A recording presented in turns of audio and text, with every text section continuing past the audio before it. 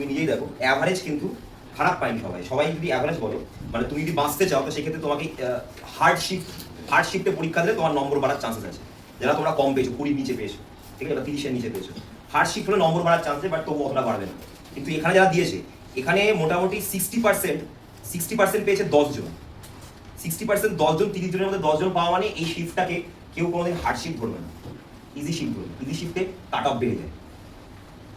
হার্ডশিফট হলে cut off কমতো, তুমি না হয় কিছুটা করতে পারতে। কিন্তু তোমার কোথায় অসুবিধা হচ্ছে বলো আমাকে, কোথায়? টপিকের নাম বলো, তোমার কোথায় অসুবিধা হচ্ছে? তুমি কি পরে ভর্তি হয়েছো না প্রথম থেকেই ভর্তি হয়েছো? আগে থেকে এসছো তো? বেসিকের যে পিডিএফ গুলো দেওয়া হলো, ক্লাসে যে নোটস করা হলো, লিখেছো ক্লাসে খাতায় করেছো? আছে? কেন প্র্যাকটিস করা হয় না? রেখে দিচ্ছ কেন? তোমার দেখো, ওরা দুজন তো দেবে না এসএসসি, ঠিক আছে, আকাশ তুমি 9 পেয়েছো, ঠিক আছে, তো এখানে তোমাকে বুঝতে হবে তুমি এর সাথে, আচ্ছা, স্যারের সাথে বা সাগর স্যারের সাথে কথা বলে তোমাকে একটা টাইম বার করতে হবে।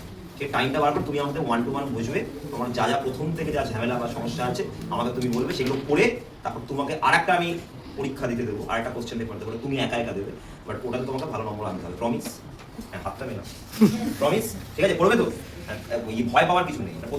তুমি প্রথমবার কম্পিটিটিভ এক্সাম দিচ্ছ, কোনো চাপ নেই, ঠিক আছে।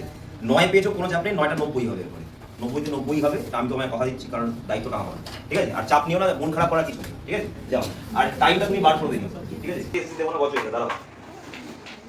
আচ্ছা, অরিজিৎ তো আগের দিন ভয় পেয়ে গেছিল, খুব কম নাম্বার পেয়েছিল, হয়তো নেগেটিভ এসেছিল না, 1 নম্বর মতো কম ওরকমই। তো এটাকে বলে কামব্যাক, ঠিক আছে। সব থেকে লোয়েস্ট পেয়েছিল, সব থেকে এবার আজকে 4th এসেছে। তো এটা হচ্ছে জিনিস। ভেরি গুড, সবাই হাতটা নিয়ে ভেরি গুড। হলো কিনা? হলো 52 চলে এসেছে এবার, 50% লোক, খুব সুন্দর, ভেরি গুড। তো এটাকে চালিয়ে যেতে হবে। এই এখনই ভয় পেয়ে গেছে, স্যার এসএসসি করবো না, এটা আবার কি চ্যালেঞ্জ দিয়েছে কোচিং? মানে ভাই কত বছর বয়স তোমার? কত বছর বয়স? হ্যাঁ ভাই, ওরা এখন মোটামুটি পরের জন্ম হতে টাইম আছে। 32 বছর জন্য কি জেনারেল ভাই? 33 বছর অব্দি টাইম আছে তোমার কাছে। হাল ছিল না, দেখো হাল ছাড়ুনি, চলে এসেছে বাহানো।